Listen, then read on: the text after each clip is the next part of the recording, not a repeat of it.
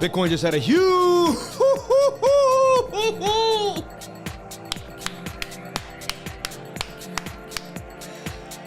Oh, you can't make this stuff. Let's break it down.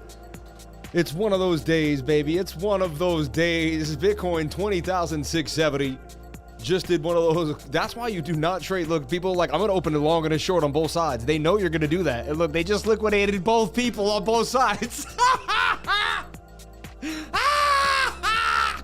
Sorry, I just, that's mean, but like, yeah, that's why I tell everyone, do not trade today.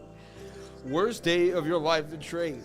Look at that, dude. They just liquidated both sides of the court so fast. What, you think you're slick until you got, so you're like, I got a long and a short going. I'm going to win one of them. You lost both of them. Like a bunch of people did the leverage long on either side. Dude, let's look at the liquidation indicator on this. This is going to be hilarious. Right? Does it work on any exchange? Like, if we just slap it on the KuCoin exchange? This is crazy. Shout out to everybody here on the live. This is insane. Are you seeing this? Is anyone witnessing this with me? This is insanity. Dude, that happened in the last second. Like, in a minute and a half. Oh, my God. And look, we have the chat from earlier today. Look at the chat from earlier. You people are amazing. Like, look at that. Like, that's just a portion of it. And now we have a new chat. Dude, did I miss the hike? What is it? No, I mean, isn't that crazy? This is what happens before the hike. Like, there's just this preemptive move. What I like is we pump to the upside. At the end of the day, right now, we're up. I don't trust this market. I'm going to watch. I am not trading. I am an observer at the present moment. I am strictly observing. All right? That's all I'm doing. This is the KuCoin chat. This is the KuCoin chat. We're watching an observation. Yeah, but I wanted to add this indicator here, the liquidator on the 15-minute. I want to see how this looks with the indicator on. You might have to only use it on Binance. I'm not sure if it works on the KuCoin exchange. I never did that before. So, yeah, look. So, oh, there it is. Okay, cool. So it loads no matter what.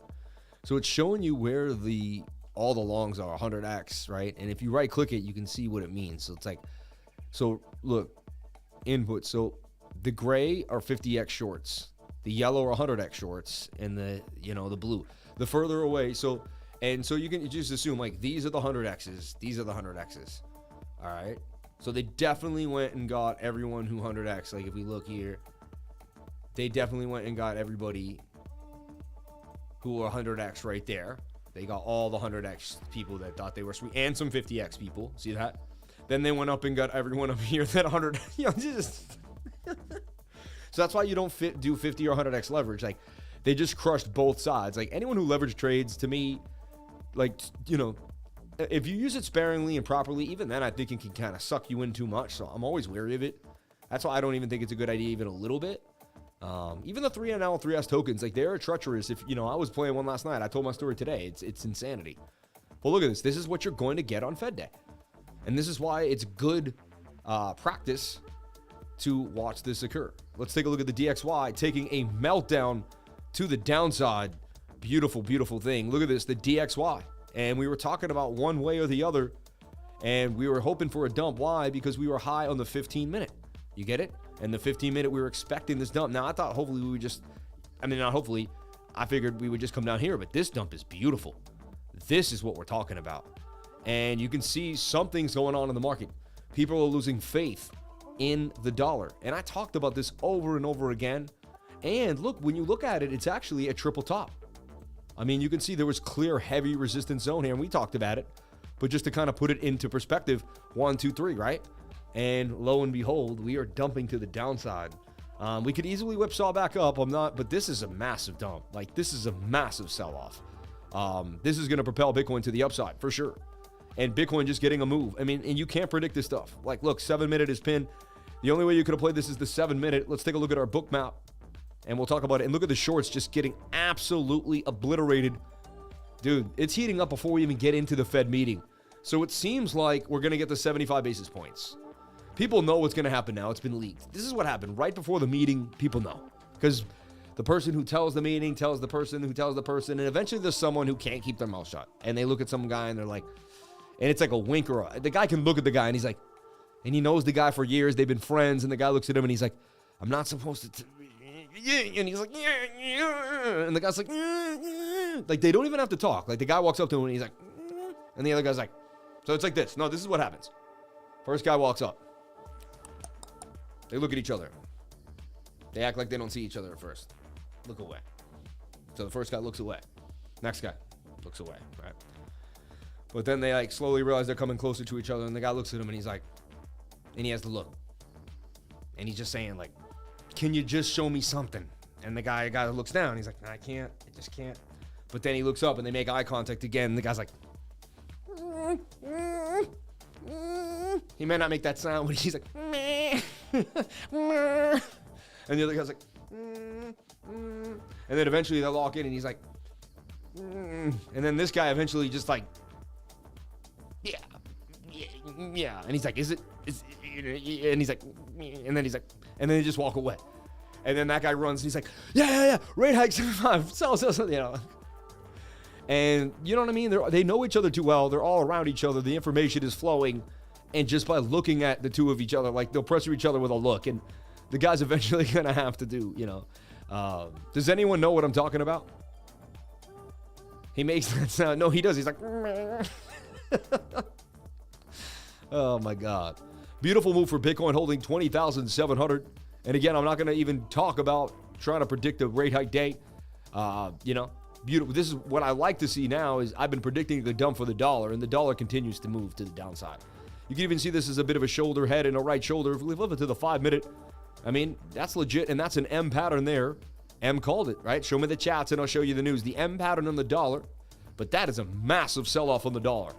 And the dollar continues to lose massive areas. And I believe when I bought that Bitcoin at 19,282, that I don't, you know, there may be a chance you never get Bitcoin that cheap again. There may be a chance that I bought the entire bottom in front of the whole world when I bought that whole Bitcoin, because if the dollar keeps continuing to go low, like, look, this is trend analysis. You have a high, you have a lower low, you have a lower high. This is destined now to make a lower low somewhere down in here. And this is the pattern at hand. The pattern at play, this is the way, says my man, Mr. Smurfington. This is the way. You brought that to me. You know, I started doing that one day. You said it in the trading group like a year and a half ago or whatever, you know, and you were like, this is the way. Like we were doing like hidden bullish and you were like, this is the way. And I was like, and ever since then, like that's kind of the thing in my trading group, like this is the way. And like, if you know what I mean, then you know what I mean? 19,000 wasn't the bottom, 17.6 was. No, I know, but the most recent place to buy Bitcoin on the lows is what I'm saying. I mean, I bought Bitcoin. I didn't get my $19,500 order. I'm tight about that. I got 18,001, 18,005, 18,006, 19,001, you know. That was from The Mandalorian. See, I never saw The Mandalorian. Shout out to Chris Ray in the house. One of the loan. Shout out to Chris Ray, Crypto Life Changer, and Jamie. Right? CNC Ireland also holding it down, never missing a beat. And my man, DJ Porter Rock in the house. Spinning on the ones and twos, DJ Porter Rock, jamming 94.5. Harry, I took care of it.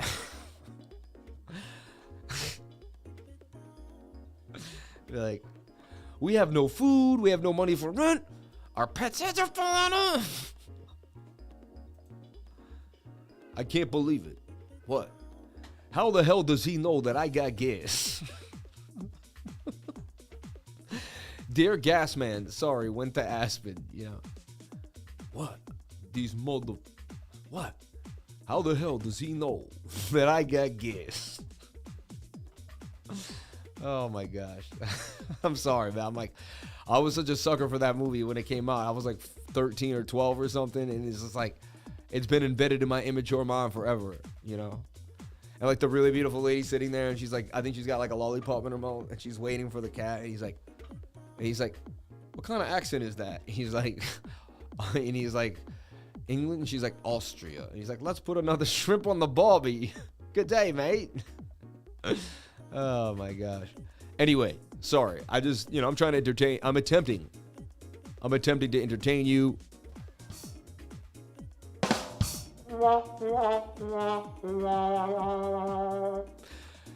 At my own expense, it is what it is. I'll do what I got to do to keep it rolling. Shout out to everybody here on the live. Thank you for being here. Appreciate each and every one of you for jumping on into the live. So look, what are we looking at right here? We're looking at Bookmap. And Bookmap really comes into play. It's really fun to watch, actually. It's interesting to watch during these Fed meetings. And because everyone thinks they know how to play it. And everyone thinks they're sweet and swift and smart. And I believe the smart thing is to sit on the sidelines. It's like trying to surf during a hurricane. Guy's like, I'm going to go out there and catch the biggest wave of my life. And I'm like, you might just get picked up and slammed into the jetty, though, right?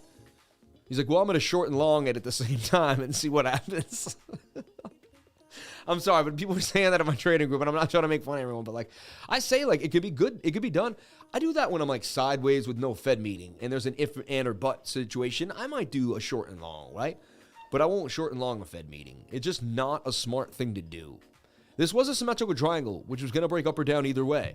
Bitcoin's was going to break up or down, and the dollars was going to break up. So Bitcoin's was either going to boom out, or the dollar was going to boom down, right? Let's take a look at my other chart here for BTC. And everyone's like, but I want to come here and make money off the move. It's like, okay, I get it, right? So look, we did at the end of the day say this was a rising wedge. And remember we said that it was an inverted head and shoulder that should at least break to the upside. And I put the idea that we could go to 20,580. Now, I'm not saying I called this huge pump. There's no way. I do, I toot my horn when I make calls. I do. I'm not shy to tell you I made a call. But I didn't make this call. You know what I mean? But I did put this falling wedge. And I do have a measured move here that would take us all the way to 20,870. And we went to 20,757. So I was off by $120. That ain't the worst, right? And I did talk about getting above this high volume node. And if you did, you were likely to get to this node, right? That's why we have this line here. And we talked about it in the live stream. And I trade the VRVP from one high nipple to the next. Is that? I'm sorry. I mean,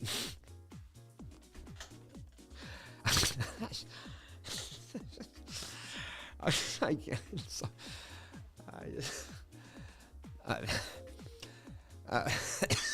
Oh. Whoa. Change the subject. Just the tip there. Just nickels. I said nickels. I said from one nickel to the next, right? Are we talking about a nickel here?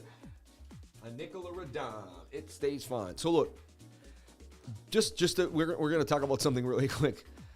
Learning so much here. You know, I know, right? Isn't it amazing? You can milk anything. Oh my gosh. This guy, man. So look, what are these?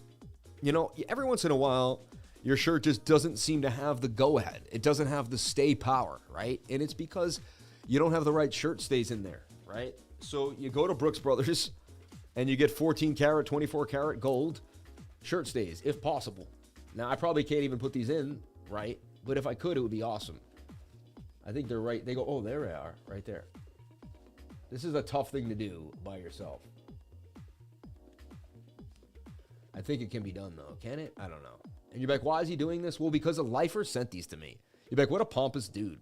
I'm actually, you know, I'm buying time before we get to the Fed meeting, number one. We have other charts to go over. But I'm also seeing if this is possible. Can I do this? It's not happening right now. And now I'm going to be embarrassed by my own craziness.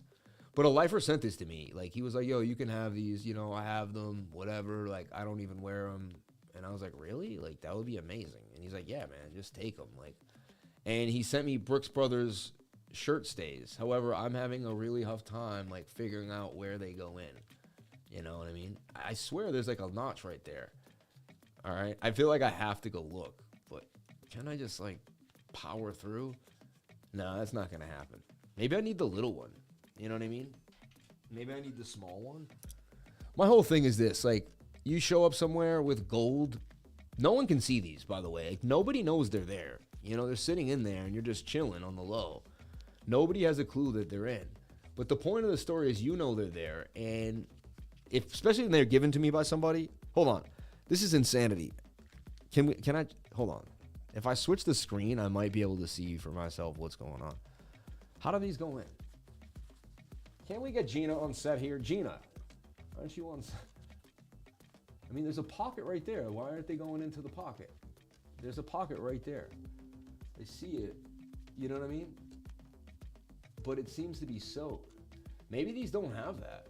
I guess these don't have that. Some shirts don't have it. Unless it's further down the line or I have to rip it open. Some shirts don't have it, I guess. Oh no, there it is, right? It's long status. There it is. There it is. See, it's super long. It's way back there. Aha. Sammy figured it out. Sammy got it. So it's way back here. Can I figure this one out now? It's like way back. It's back there on the low. There it is. And you slide these in, and the thing about it is nobody has a clue, right? Nobody has a clue but you that you have these in. But it's a sense of, like, you know, I don't know what it is. It's a bit ridiculous, I know. And I'm being absurd, and I'm being absurd for a reason. All right? But these were given to me as a gift. I also get to say that, right? So look, and then you're sitting there with these Brooks Brothers, and your collar is just on point. No one can say a word about the stiffness. No one can say a word about your stiffness. You know what I mean? Anyway, I'm sorry. I don't mean to piss people off. Some people are probably like, this guy, what an obnoxious schlub. You know what I mean? But they were given to me as a gift, man, you know? And they even gave me like a little pack to hold them in, like, which is so cool. So shout out to CMAS, man. God bless you, brother. You know, we'll make lifer ones that say crypto lifer on them. You know what I mean?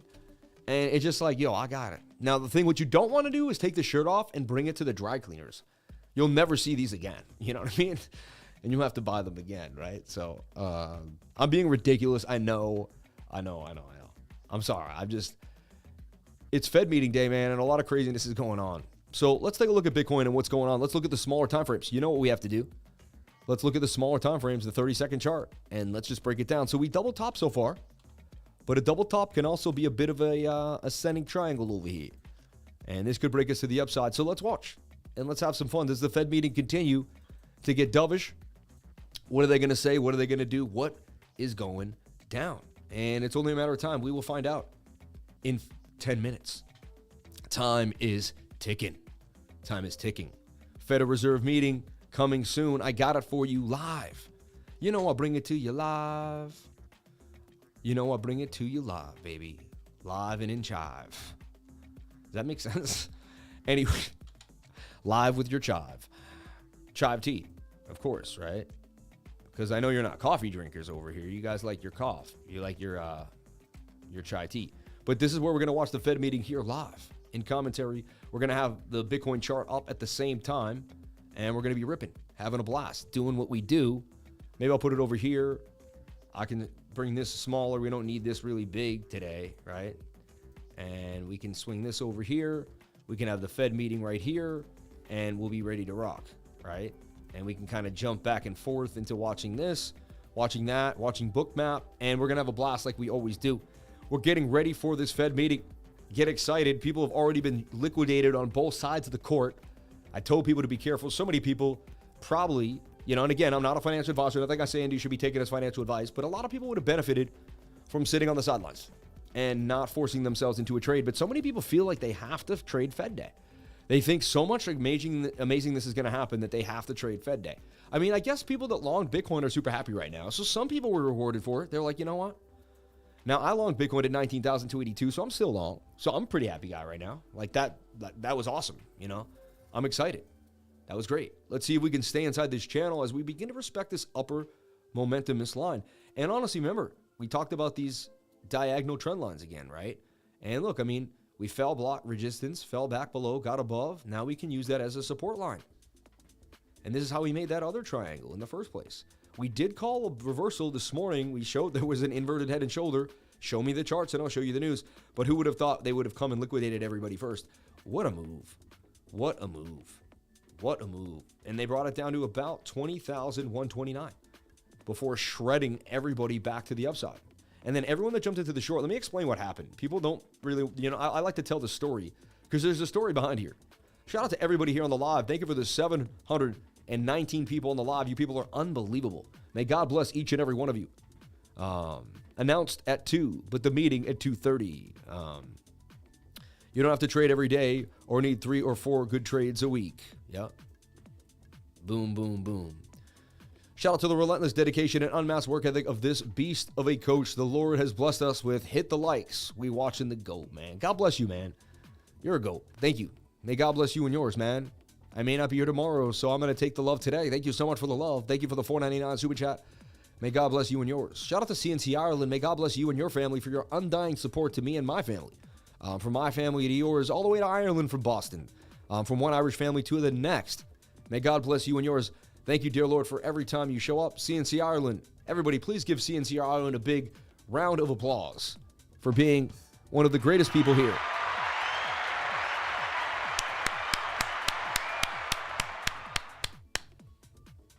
Thank you so much, man, for your undying dedication, your constant love and support to the channel, your messages to me, your deep dives, and just the support is...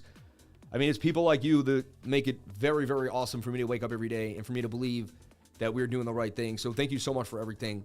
And whenever the devil approaches, it's people like you that let me know that there's nothing that can touch us, that we are covered in the highest frequency possible, and that good things are coming our way. So may God bless you and yours. And may you stay, in the blessed light like you always are, man. So look, we're going to move to the 1-minute chart here, too, for the dollar index. And if we see a bear flag, we're going to continue to the downside, and I'm going to teach you how to find continuation patterns on the 1-minute chart.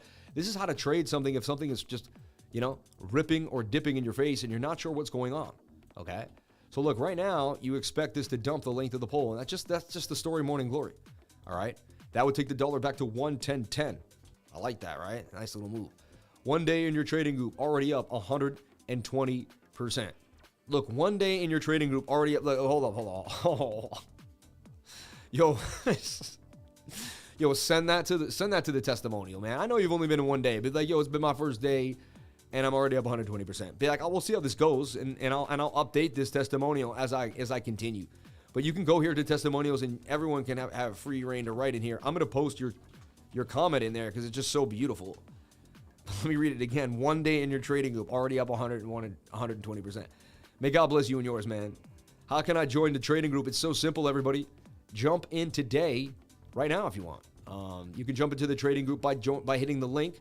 I'll actually give you the link right now, and I will keep it motivated. I'll keep it right where it needs to be. Join the trading group. It's a top link, but look what I'm going to do for you right now. Have no fear. We got you. We've just copied it. We're on our way to pop up the chat. I'm going to paste it into the chat. I'm going to hit that, and then I'm also going to pin that message. So now it's a pinned comment. So right here at the top, join the Discord. Hit that right there, and it will take you right to the Discord. That's going to be the free Discord, and then you can join our paid server, okay? The free Discord is free guides, gains on gains, and testimonials. You're going to see the gains we made today alone, like mask for 95%, posted at 11:50 yesterday, right? Or how about render, when we called the exact bottom about 3 weeks ago, or two and a half weeks ago now. Bang, bang, bang. And those are some pretty big gains. How about Doge 3 out for 93% just the other day at 7 in the morning? How about Doge, when I talked about it pumping out of this channel for 25% gains, right? I talked about Doge on October 13th before anyone even really talked about it. How about Anakin and it goes on in, and I'm done. You can figure this out on your own. You can talk to other people. The people will speak for me. Just ask around the internet, ask around the blockchain, and see what they say about the crypto lifer, and you'll get great news, man. Shout out to Andrew Simone, man. Andrew, we love you. And Andrew in the trading group calling the Solana dump to the downside. All right. Hold on. What is that? Hold on.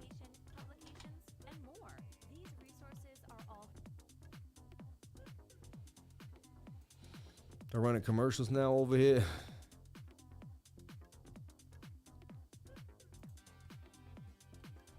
Almost ready. 4 more minutes. 4 more minutos.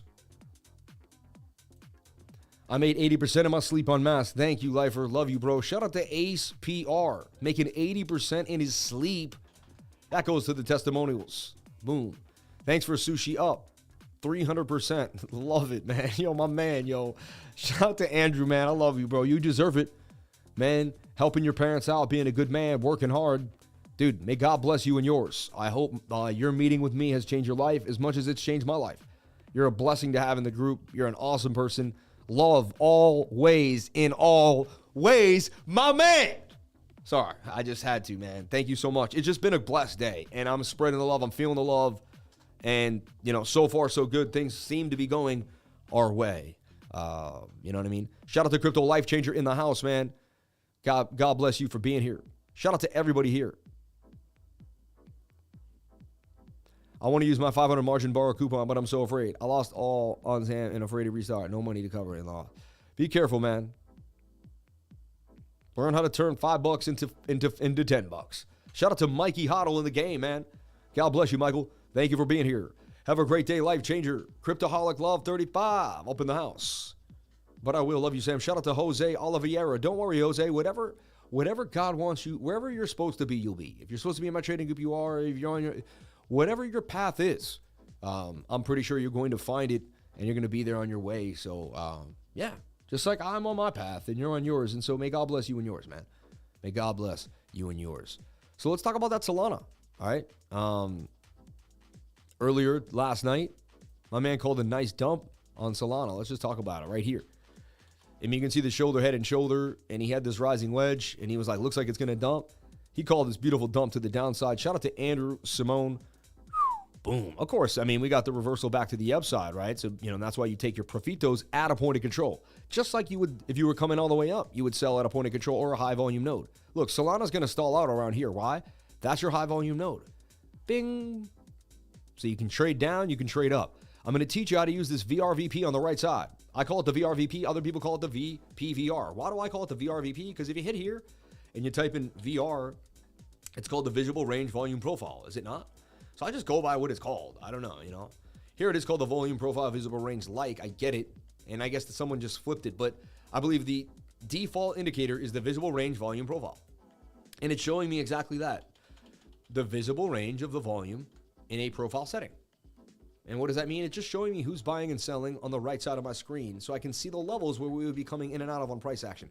It's a very helpful tool, and you'll see price action likes to skip through the lack of liquidity zones. Like, there's not a lot of liquidity here, so we're likely to fly through. So when we caught here, we went from here to here. Why? Because that was your next zone.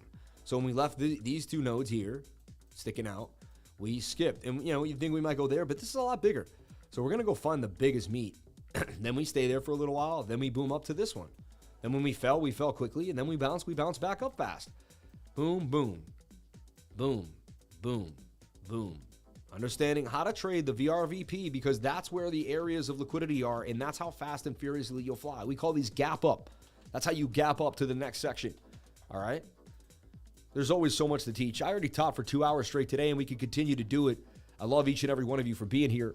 May God bless you all. We're about to get into this meeting. We're about to break it down. It's coming, baby. It's coming. All right? Fed rate hike 75 basis point. All right?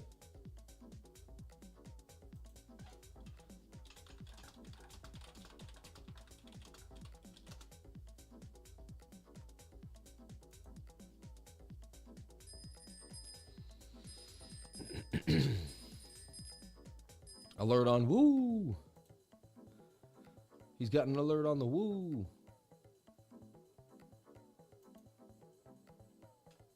Wells Fargo unit prices for potential layoffs as mortgage volumes slow. I mean, houses prices going down.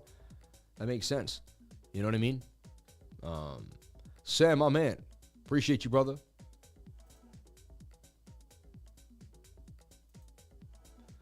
So here we go. Fed interest rates hits it for 75 basis points. All right. The Federal Reserve on Wednesday signaled it may soon ease up on its most aggressive economic tightening campaign. All right. In 3 decades, as it raised the interest rates by another 75 basis points. And here we go. The man himself, Jer Powell. Good afternoon. My colleagues and I are strongly committed to bringing inflation back down to our 2% goal. We have both the tools that we need and the resolve it will take to restore price stability on behalf of American families and businesses. Price stability is the responsibility of the Federal Reserve and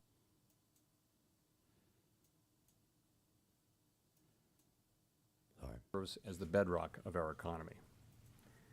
Without price stability, the economy does not work for anyone. In particular, without doesn't work that small. Sorry. Price stability, we will not achieve a sustained period of strong labor market Shut off some of my conditions ridiculous that benefit all. Things that I'm doing.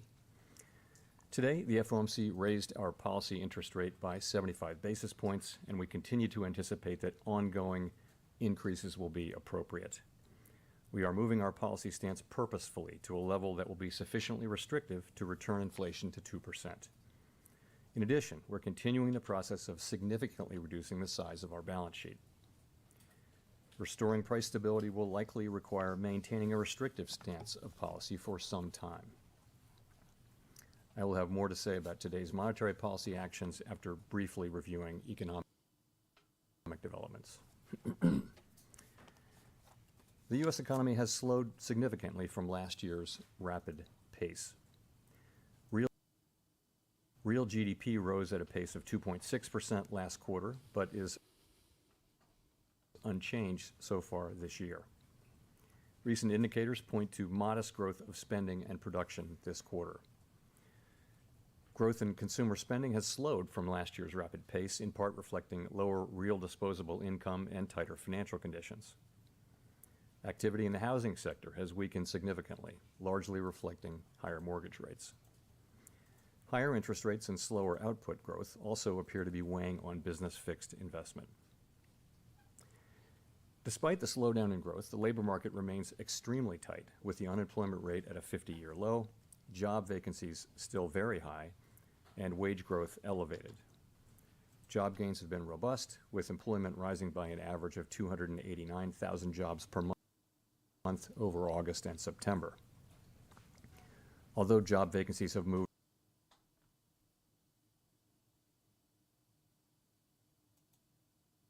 Gotta go down to 480.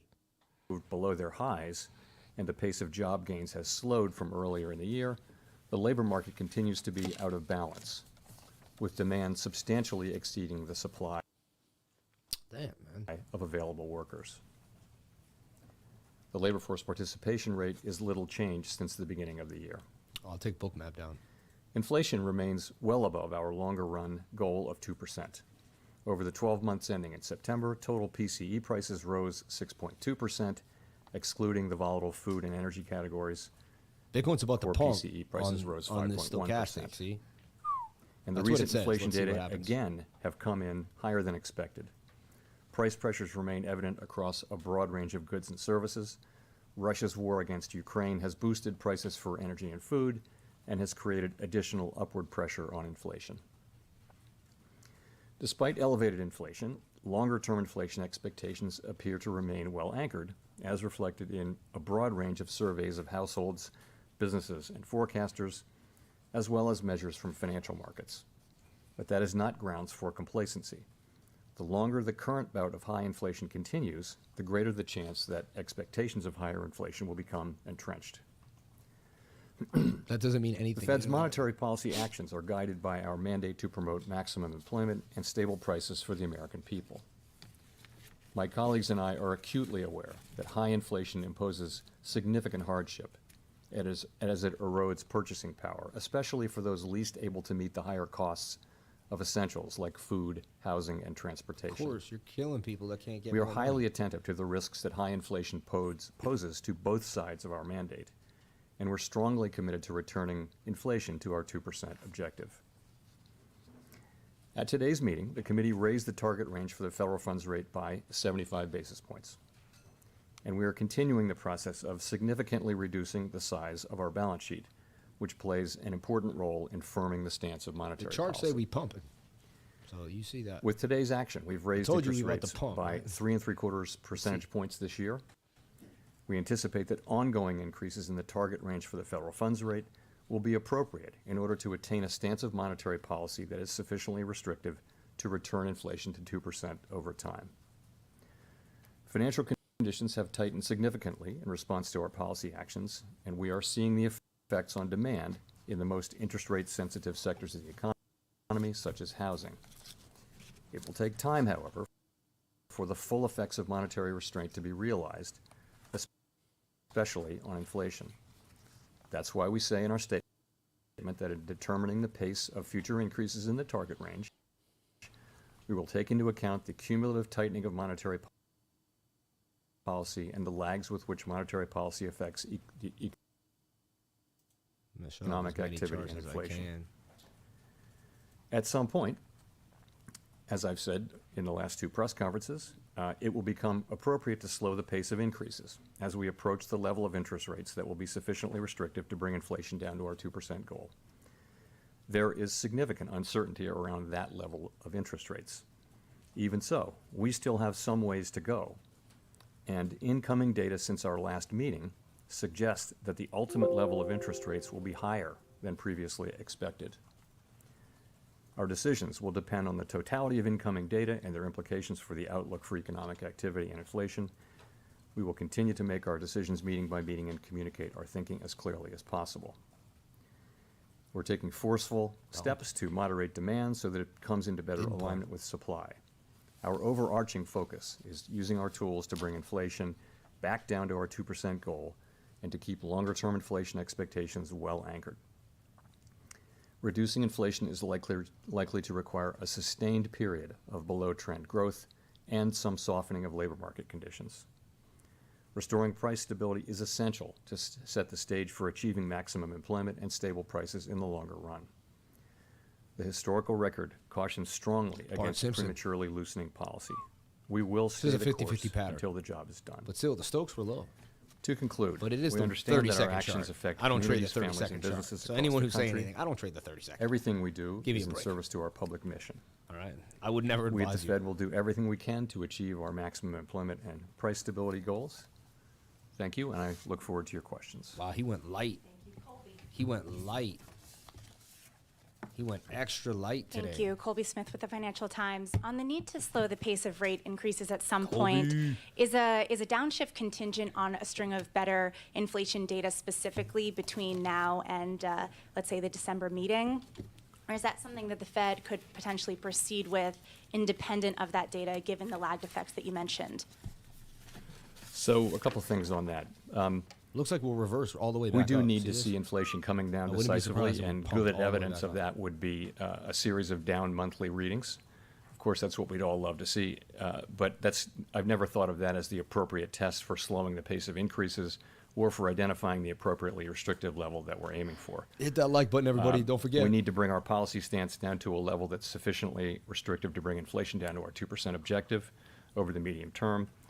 How will we know that we've reached that level? Well, we'll take into account the full range of analysis and data that bear on that question. How do we know? We'll take on the full data and analysis that bear on that question. He says nothing.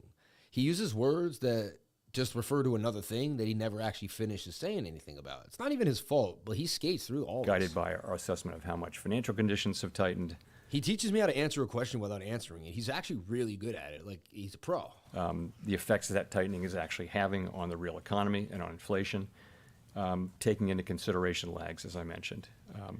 We will be looking at real rates, for example, all across the doesn't know yield the curve lag. and all, You know what I mean? other financial conditions, and as we make that assessment. He didn't answer the question at all. She doesn't like that Hi, answer, but she Howard can't ask Schneider it again. with Reuters. Look, I'm sure there's going to be tons of confusion out there about whether this means you're going to slow in December or not. Would you say that the bias right now is not for another 75 basis point increase? So, what I want to do is put that question of pace in the context of our. I see this recovering all our the way broader back up in tightening here. I program, mean, the if I Stokes may. could point all the way back and up. to talk about the statement Next thing language you'll be up here along again. the way. So I think you can think about our tightening program as really addressing three questions. The first of which was, and has been, how fast to go. The second is how high to raise our policy rate. And the third will be eventually how long to remain at a restrictive level. So on the first question, how fast to tighten policy, it's been very important that we move expeditiously, and we have clearly done so. We've moved 3.75% since March, admittedly from a base of 0. It's a historically fast pace, and that's certainly appropriate, given the persistence and strength in inflation and the low level from which we started. So now we come to the second question, which is how high to raise our policy rate, and we're saying that we'd raise that rate to a level that's sufficiently restrictive to bring inflation to our 2% target over time, and we put that into our post-meeting statement. Because that really does become the important question we think now is how far to go, and I'll talk more about that. We think there's some ground to cover but before we meet that test, and that's why we say that ongoing rate increases will be appropriate. And as I mentioned, incoming data between the meetings, both the strong labor market report, but particularly the CPI report, do suggest to me that we may ultimately move to higher levels than we thought at the time of the September meeting. That level is very uncertain, though, and I would say, we're going to find it over time. Of course, with the lags between policy and economic activity, there's a lot of uncertainty. So we note that in determining the pace of future increases, we'll take into account the cumulative tightening of monetary policy as well as the lags with which monetary policy affects economic activity and inflation. So I would say as we come closer to that level, move more into restrictive territory, the question of speed becomes less important than the second and third questions. And that's why I've said at the last two press conferences that at some point it will become appropriate to slow the pace of Remember I told you I thought this would come right back up? Anyone hear me say that? Nah, right? I didn't say that. Of increases. So that time is coming, and it may come as soon as the next meeting or the one after that. No decision has been made. It is likely we'll have a discussion about this at the next meeting, a discussion. To be clear, let me say again, the question of when to moderate the pace of increases is now much less important than the question of how high to raise rates and how long to keep monetary policy restrictive, which really will be our principal focus.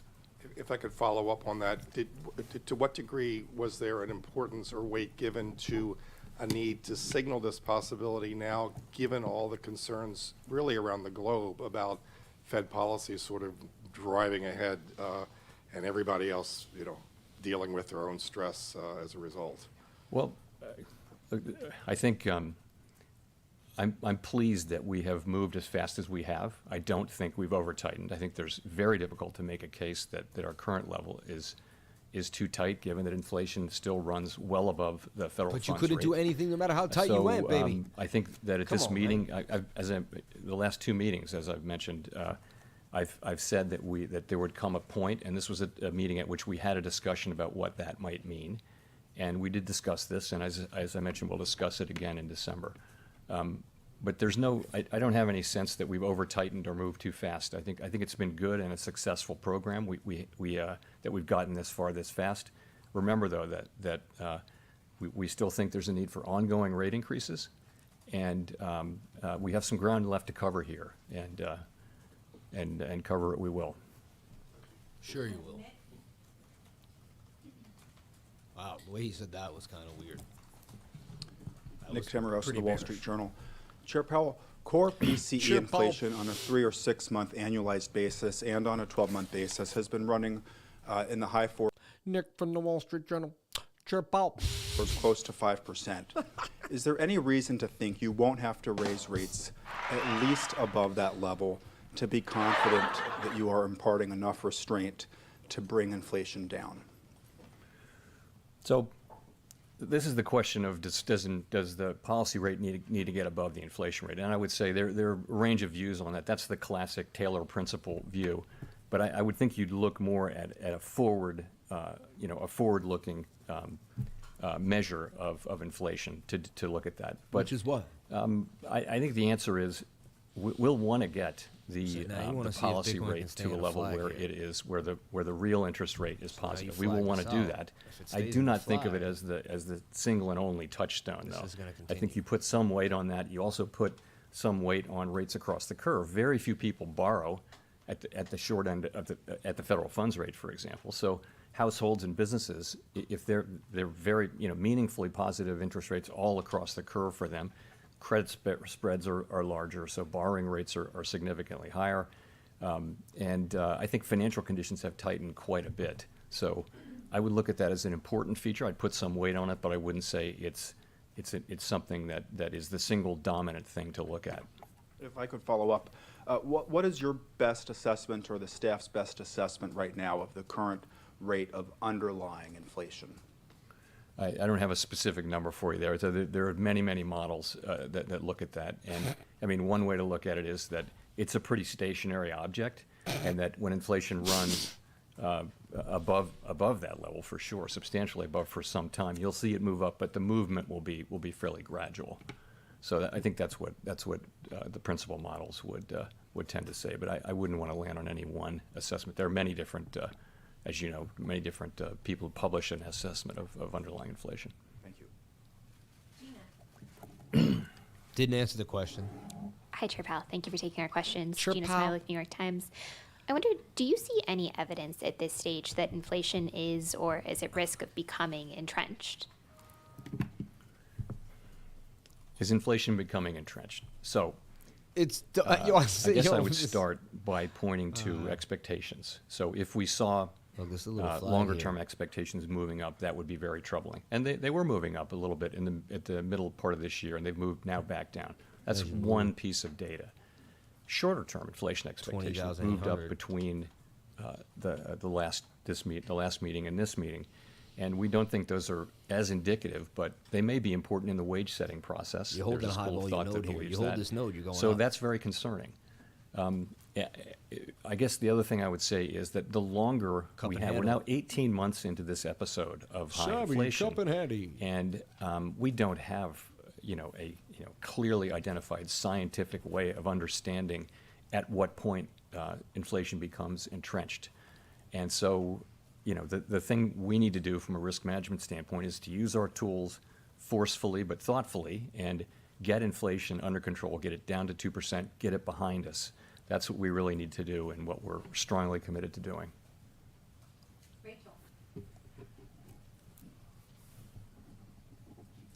Hi, Chair Powell. Thank you for taking our questions. Rachel Siegel from the Washington Post. The statement points to lag times. I'm wondering if you can walk us through how you judge those lag effects, Oh, what that don't get him timeline looks into like lag over the effects. coming months or even a year. Wait, let me. And where you would expect it to show up in Well, different that's parts of the economy. based on, the way we look at it each segment, and that will be assessed through each progressive movement that we make. And as we make that movement, we'll reassess that situation. And lag depends on how the market moves and how we look at the market. And, we'll assess that lag when we get there. Yeah, so the way I would think about that is it's a commonly, for a long time, thought that monetary policy works with long and variable lags. and that it works first on financial conditions and then on economic activity and then perhaps later than that even on inflation. So that's been the thinking for a long time. The trifecta. There was an old literature that made The those three-prong lags out approach. to be fairly long. There's newer literature that says that they're shorter. And, you know, the truth have is we pants don't on. have a lot of data of inflation of this high in what is now the modern economy. One big difference now is that it used to be that you would raise the federal funds rate, financial conditions would react, and then that would affect economic activity and inflation. Now, financial conditions react well before in expectation of monetary That policy. Bitcoin flag that's the way is likely to pump. it has moved for a quarter of a century is in the 20,000, direction of 824. financial conditions, then monetary policy, because the markets are thinking what is the central bank going to do, and there are plenty of economists that also think that once financial conditions change, that the effects on the economy are actually faster than they would have been before. We don't know that. I guess the thing I would say is it's highly uncertain. So from a risk management standpoint, Yo, he just spent so long. All he had to do is he just spent 2 minutes straight, right? Like it was like it's highly uncertain. Like he could have just said it's uncertain. Like, but he can't. He's so to ignore them, but you want to consider them, but not take them literally. So I think it's a very difficult place to be. But I would tend to want to be in the middle, looking carefully at what's actually happening with the economy. And trying to make good decisions from a risk management standpoint, remembering, of course, that if we were to over-tighten, we could then use our tools strongly to support the economy. Whereas if we don't get inflation under control because we don't tighten enough, now we're in a situation where inflation will become entrenched, and the costs, it is employment entrenched. costs in particular, You will be can't. much higher potentially. No matter So how high he from a raises risk the rates, management he cannot standpoint, stop we want to inflation. be sure that Bitcoin dumping now. that we don't make the mistake of either Looks like failing it'll to tighten recover enough again, or though. loosening But policy keep too making soon. lower lows each time. And if I could follow up, should we interpret the addition to the statement to mean that more weight is put into those lag effects than they would have been after previous rate hikes? So I think as we Flag and pump. move now into Again, I do see a recovery though when this moves into restrictive back up. territory, as we make these 32-second ongoing chart rate time. hikes and policy becomes more That's why I restrictive, don't trade small time frames. it'll be appropriate now to be thinking more about lag. Of course, we think about the lags are just sort of a basic part of monetary policy, but we will be thinking about them. But we won't be, I think we'll be considering them, but because it's appropriate to do so. Let me say this: it is very premature to be thinking about pausing. So people, when they hear lags, they think about a pause. It's very premature, in my view, to think about or be Slight talking bullish about divergence right there. See pausing that? our rate hike. We have a ways to go. Our policy, we need ongoing rate hikes to get to that level of That's sufficiently bearish. restrictive, and we That's don't. bearish. Of course, we don't really know exactly where that is. We have a sense, and we'll write down in the December meeting, a new summary of economic projections, which updates that. But I would expect us to continue to update it based on what we're seeing with incoming data. Very bearish. Thanks, Chair Powell. Neil Irwin with Axios. As you look around the economy, the clearest impact of your tightening so far has been on housing, maybe some venture-funded tech companies. It's been relatively narrow in terms of the labor market, consumer demand, a lot of sectors. You don't see a ton of effect. Is the pathway and channels through which monetary policy works changing? Is it narrower than it used to be? And on housing in particular, are you at all worried that you're crimping housing supply in ways that might cause problems down the road? I don't know that the channels through which policy works have changed that much. I would say a big channel is the labor market, and the labor market is just very, very strong, very strong. And households, of course, have strong balance sheets. And so we go into this with a strong labor market and excess demand in the labor market, as you can see through many different things, and also with households who have strong spending power built up. So it may take time. It may take resolve. It may take patience. It's likely to get inflation down. I think you see from our forecasts and others that it will take some time for inflation to come down. It'll take time, we think. We think. Sorry, was I getting to your question there? No clue. Just say you don't Housing, know. the housing man. part of it. Yeah, so, we He look didn't at remember what housing. he's Of like, what did course, I housing BS is, on again? Oh, yeah, yeah, yeah. significantly affected by these higher rates, which are really back where they were before the global financial crisis. They're not historically high, but they're much higher than they've been. And you're seeing housing activity decline. You're seeing housing prices growing at a faster rate, and in some parts of the country declining. I would say the housing market was very overheated for the couple of years after the pandemic as demand increased and rates were low. We all know the stories of how overheated the housing market was, prices going up, many bidders. That's a no bullish conversions, divergence. that kind of thing. So the housing market needs to get back still a into strong a bullish. balance between supply and demand. I can see We're- this V-shaped we're well recovery aware of all the way back up. What if you're what's doing going this? on there. From a financial stability standpoint, we didn't see in this cycle the kinds of poor credit underwriting that we saw before the global financial crisis. Housing credit was very much more carefully managed by the lenders. Oh, finally. So it's a very different situation and doesn't present doesn't appear to present financial stability issues. Appear. But, You gotta leave himself. no, some we do understand case it that dumps, that's he doesn't say really it where a happened. very big effect of our policies. Nice way to save yourself there. Hi, Victoria Guida with Politico. I wanted to ask about the labor market.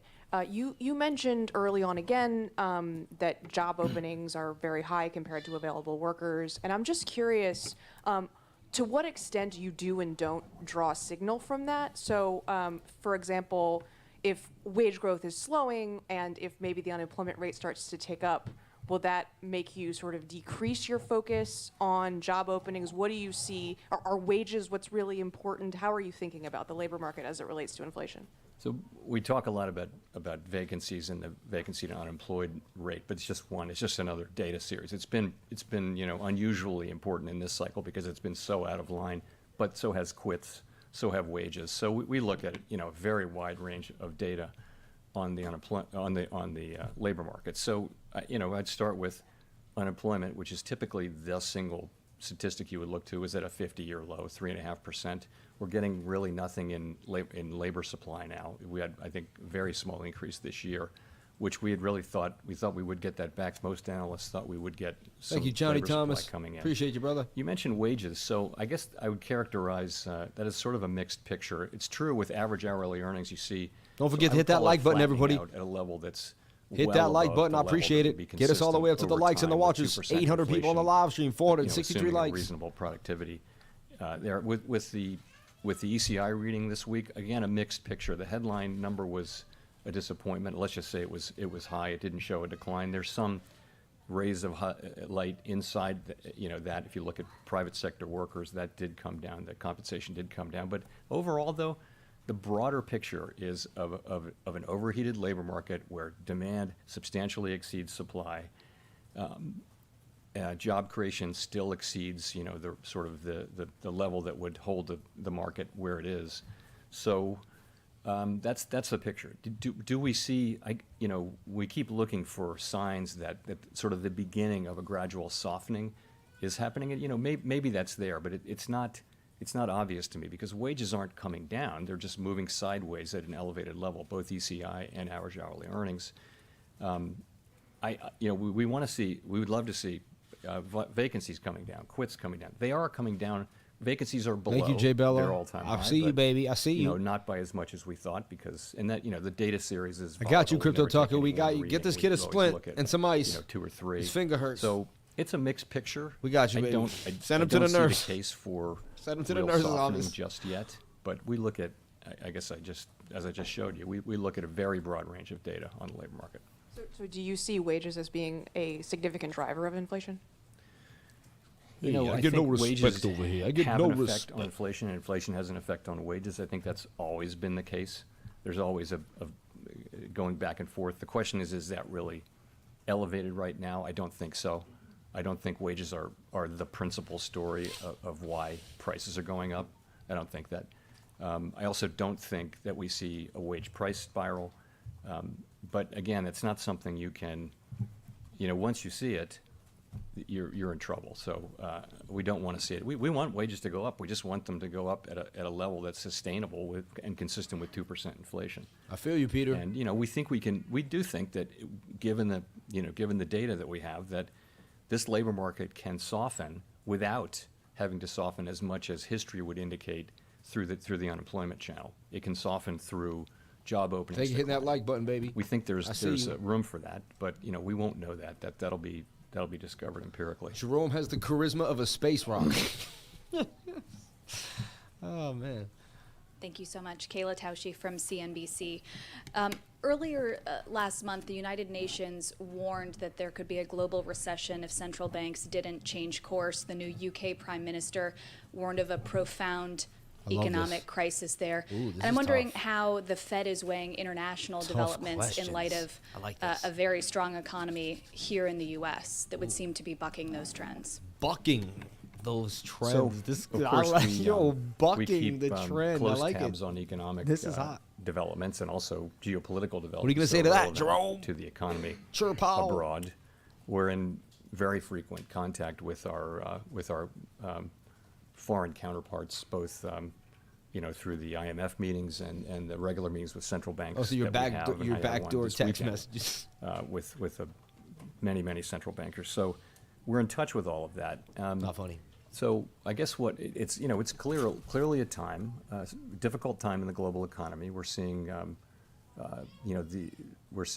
very high inflation in Europe, significantly because of high energy prices related to the war in Ukraine, and we're seeing China's having issues with the zero COVID policy and much slower growth than we're used to seeing.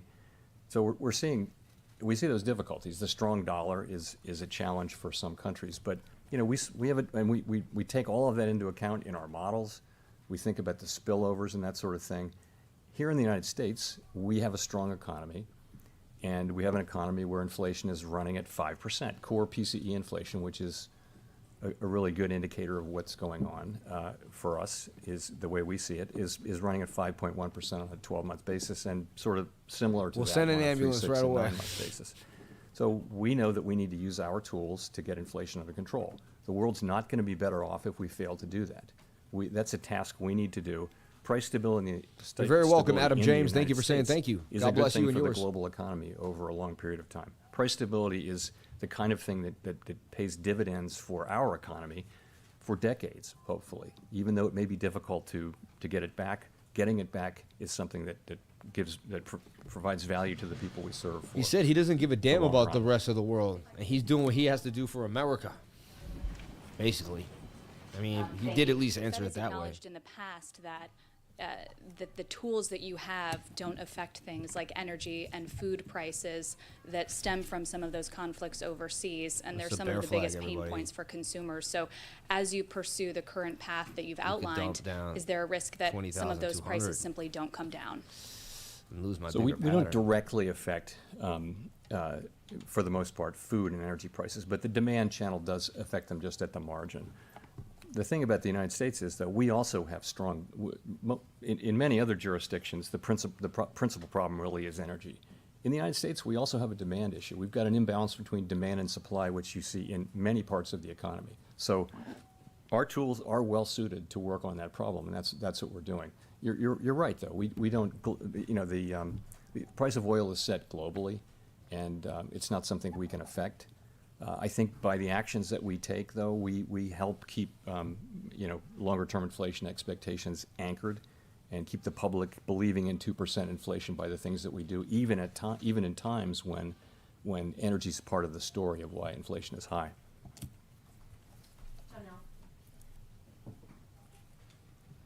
Hi, Chair Powell. Janelle Marte with Bloomberg.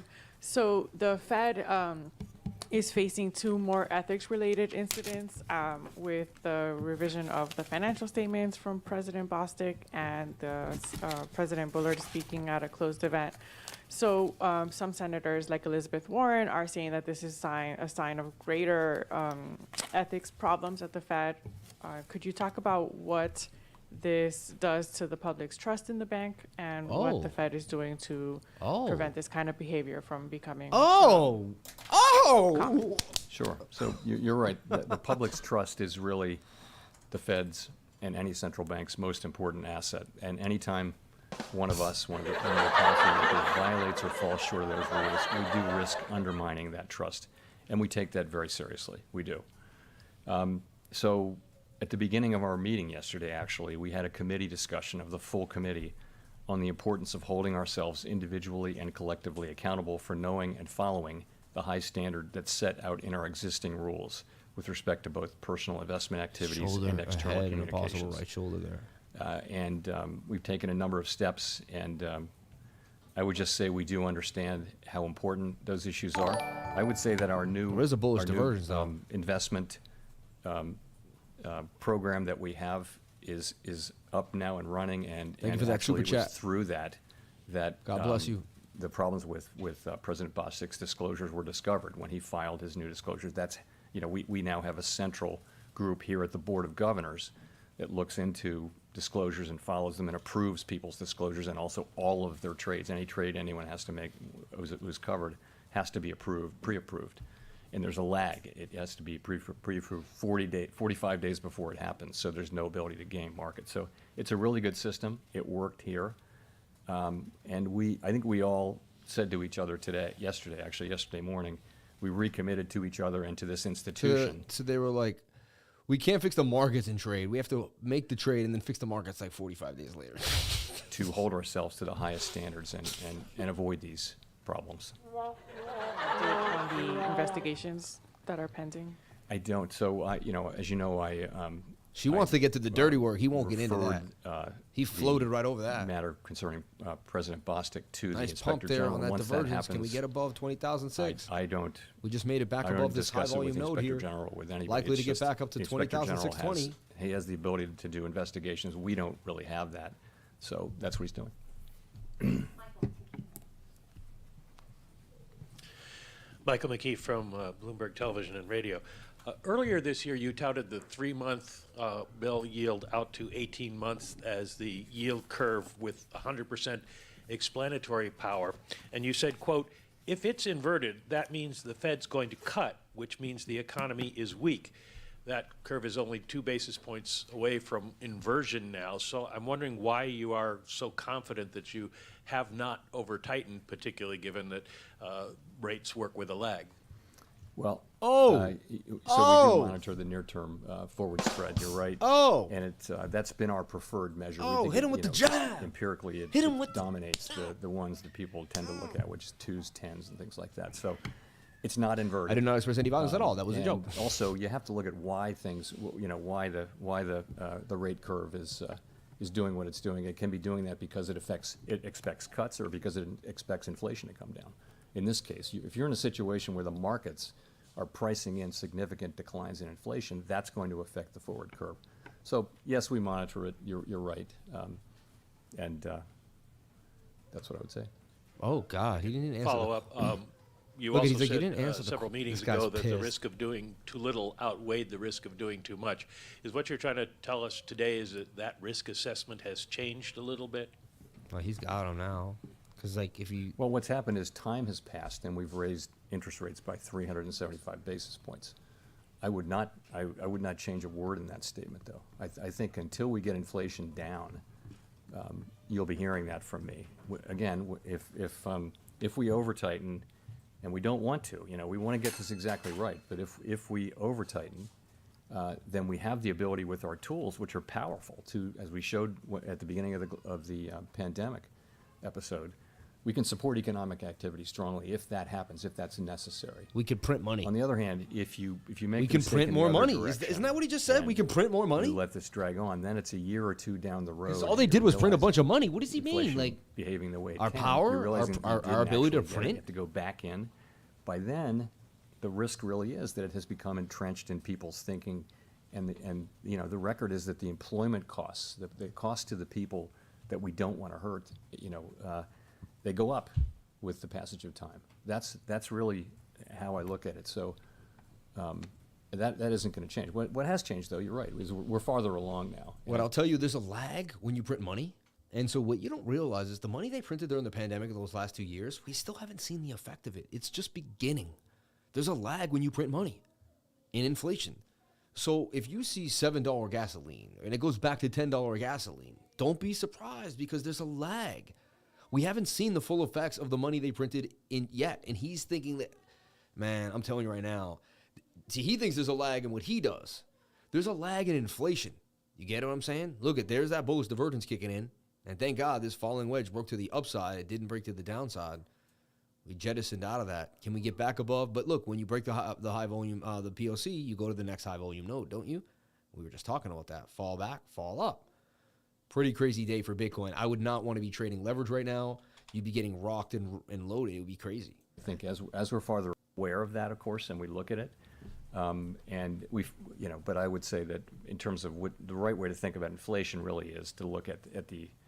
Thank you to the 575 lifer likes. Keep hitting that like button, everybody. 770 people on the live stream. 570 likes. Can we get 200 more likes up to the launchers? God bless you. And just a quick follow. It looks like stock and bond markets are reacting positively to your announcement so far. Is that something you wanted to see? Is that a problem, or how that might affect your future policy to see this positive reaction? We're not targeting any one or two particular things. Our message should be, what I'm trying to do is make sure that our message is clear, which is that we think we have a ways to go. We have some ground to cover with interest rates before we get to that level of interest rates that we think is sufficiently restrictive. And putting that in the statement and identifying that as a goal is an important step. And that's meant to put that question really as the important one now going forward. I've also said that we think that the level of rates that we estimated in September, the incoming data suggests that that's actually going to be higher, and that's been the pattern. I mean, I would have little confidence that the forecast, if we made a forecast today, if we were doing an SEP today, the pattern has been that one after another, they go up, and that'll end when it ends, but there's no sense that inflation is coming down. It just, if you look at I have a table of the last 12 months of 12-month readings, and there's really no pattern there. We're exactly where we were a year ago. So, inflation would not stop. And I've told people this. I said they're going to keep raising interest rates, and they're not going to stop inflation. They're just going to ruin the economy. I said these things so many times, and I said buying Bitcoin would be the best thing that could ever happen. But again, I'm not a financial advisor. My name's not Jer Powell. I didn't go to Penn State or Wharton. Okay, so I would also say it's premature to discuss pausing. I'm watching the 30-second time frame. The 30-second time frame. Thank you. Something that we're thinking about. That's really not a conversation to be had now. We have a ways to go. And the last thing I'll say is that I would want people to understand our commitment to getting this done, and to not making the mistake of not doing enough, or the mistake of withdrawing our strong policy and doing that too soon. So I control those messages, and that's my job. Ooh. Ooh, he's getting kind of fiery. Edward Lawrence with Fox Business. Thank you, Fed Chairman. So how big of a headwind is all the fiscal spending to what the Federal Reserve is trying to do to get inflation back to the 2% target? I like that. See what he just said? How big of a headwind? Basically, if you keep printing money and you keep putting out these $1 billion of bills, don't you have to then raise interest rates to keep up with that? And so you took care of everything, but if they keep printing money, you're gonna have to keep up with that. How much of a headwind? That's what he's asking. Headwind is when there's a headwind is in sailing, right? Where there's a push in front of the boat that pushes the front of the boat heavier. And if you get in front of someone else and you cut it inside, you can get that headwind. And when the wind hits your boat before the other sailboat, you can kind of pass them in a race. Headwind is when there's like a momentum coming, right? That's pushing you ahead, and you have to kind of make up for that, right? The person behind the headwind is getting pushed behind, right? So he's the sailboat behind the headwind, and the fiscal policy that keeps printing money is the headwind. And this guy's saying, how are you going to get behind this headwind if they keep printing money? What a great question. It was a headwind this year, but I do think the broader context is that you have households that have these significant amounts of savings and can keep spending. What? Whoa, whoa, whoa, whoa, whoa, whoa, whoa, whoa, whoa, whoa, whoa. Nobody has any savings, bro. Come on. Those people were living paycheck to paycheck. Hold up. He just said because of all the fiscal spending, enough people got enough checks that everyone has a bunch of savings now that they can fall back on. Those checks, people went through those checks in a day. People played craps with those checks. Are you kidding me? Is he out of his mind? He's really saying that the American people's savings can help them to keep spending? Well, bring this back. This is insanity. The broader context is that you have households that This have is these absolute significant insanity. amounts of savings and can keep spending. Even so, I think those two things do tend to sort of counterbalance each other out. It appears consumer spending is still positive. It's at pretty modest growth levels. It's not shrinking, but people are the banks that deal with retail customers. And This guy's looking at many it like, retailers will tell you that the yo, hold consumers up, are still buying. wait, hold up. It appears We gotta consumer pause this. spending is still positive. It's at pretty modest growth levels. Really? It's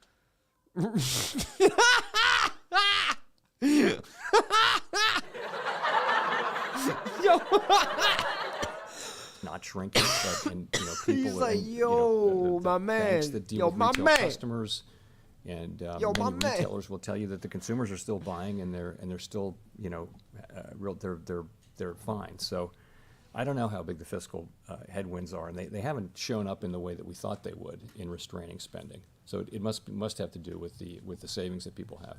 What about the spending? There's tens of billions yet to be spent. I mean, from the Inflation Reduction Act, the American Rescue Plan, CHIPS Act, bipartisan infrastructure bill. How does that play into your thinking about the future? It's demand is going to have some support from those savings, and also from the strong demand that's still in the labor market. We still see pretty significant demand and a tightening labor market in some respects. Although I think overall, I would say it's not really tightening or loosening. So we see those things, You're and in what the those video. things tell us is that our job is going to require some resolve and some patience over time. We're going to have to stick with this. That's just we take all that as a given, but we know what our objective is and we know what our tools can do. And Are you really serious? Get out! Get out that's here. how we think about it. Like, don't do that. Hi, Chair Powell, Nancy Marshall-Genzer from Marketplace. I'm wondering, has the window for a soft landing narrowed? Do you still think it's possible? Has it narrowed? Yes. Is it still possible? Yes. I think we've always said it was going to be difficult, but They spent I those think to money the on extent flat screens, I rates know, have to go right? higher and stay higher for longer, it becomes harder to see the path. It's narrowed. I would say the path has narrowed over the course of the last year, really. Hard to say. Again, I would say that the sort of array of data in the labor market is highly unusual, and to many economists, there is a path to, ordinarily there's a relationship to GDP going down and vacancies declining, translating into unemployment, or there's Okun's law. So all those things are relationships that are in the data, and they're very real. Data's a little bit different this time, though, because you have this tremendously high level of vacancies, and we think on a very steep part of the beverage curve. All I would say is that the job losses may turn out to be less than would be indicated by those traditional measures because job openings are so elevated and because the labor market is so strong. Again, that's going to be something we discover empirically. I think no one knows whether there's going to be a recession or not, and if so, how bad that recession would be. And our job is to Because we're not in a recession. restore price stability so that we can have a strong labor market that benefits all over time, and that's what we're going to do. But just real quickly, why do you feel like the window has narrowed? Because we haven't Nice question. seen inflation coming down. The implication of inflation not coming down, and what we would expect by now to have seen is that as the supply side problems had resolved themselves, we would have expected goods inflation to come down by now, long since by now, and it really hasn't. Although it has come down, but it's come on. not to the extent You kept we had printing hoped. money, and then At you made same the time, Reduction now you see Inflation Act. services inflation, core services inflation moving up, and I'll answer the question. It's because of the headwind of the fiscal policy spending. That's made it almost impossible for all his rate hikes to balance the market. Even if they could have balanced the market, which I don't think they would have, I think they could have given a little bit of a chip. But you can't, it's like basically he was trying to put a hole, there's a hole in a boat, which is fiscal spending, and water's coming into the boat. He's trying to raise interest rates and plug the hole, right? But you can't raise interest rates for a year and then have a bill that comes out and prints more money. You get what I'm saying? So the headwind of the fiscal spending is why he has to narrow his window for a soft landing, like in my humble opinion. Like I just think that the inflation picture has become more and more challenging over the course of this year, without question. That means that we have to have policy be more restrictive, and that narrows the path to a soft landing, I would say. Thanks very much. Oh, he's done. Oh, he's done. He tells you when he's done. So many people didn't get to ask a question. Whoever got to ask the question got to ask the question. And that concludes the Fed meeting. We're going to clean it up and look at Bitcoin. We're not done. Of course, we're not going to leave you hanging. We're going to keep pumping it up and keep going. We're going to assess what happened after this market. We're going to build an idea here. We're going to continue to look at what's happening. We're going to see if there's some opportunity in the market too as well, because this is a vulnerable period where we may be able to make a move. You never know. Good time to look at what's happening and, keep it moving. So shout out to everybody that stuck with me. Bring that music down there, and we're going to keep it kicking. I'm going to watch Bitcoin here and kind of see what we see happening. We had a bigger target. We had a whole thing that we were looking at. So we'll reassess and we'll see. Look, I do see a shoulder here, a head, and a right shoulder now, though. You see that?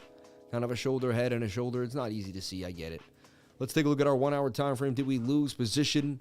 What happened here? We're kind of right where we started at the beginning of the session. Isn't that weird? Right where everything began. 20,004. All right. Let me kind of go to my group here and begin to delete these. Let me delete these here. All that little work I did on the smaller time frame. We don't need that nonsense no more. All right. All right. How did I do that? I went to the group, and you can see everything that you've made, and you can kind of delete layer by layer. How you doing, man? Can we check BRISE? We can check BRISE for sure. Shout out to you and yours. May God bless you. Shout out to Stephen Mallet in the house for the 279 Canadian. God bless you, Stephen.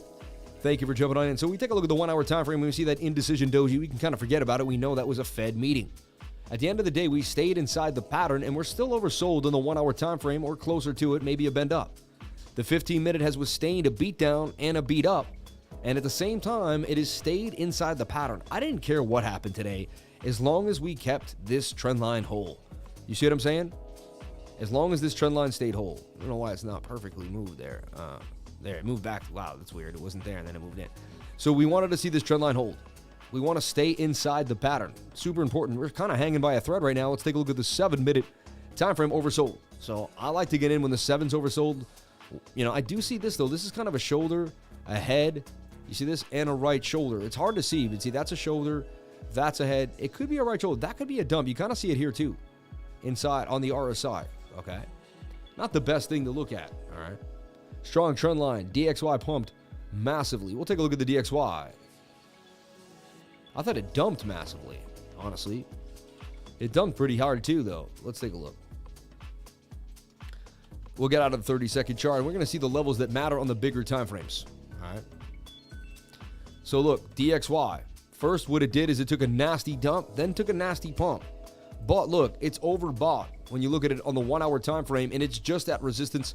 We could actually bring this up and say this is still, look, resistance, resistance. That's a triple top.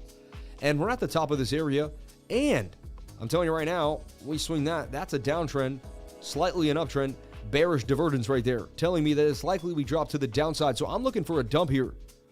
Dollar index comes up and a dump to the downside. Look at the 15-minute also getting to the overbought region and a dump to the downside. I'd look for the dollar index.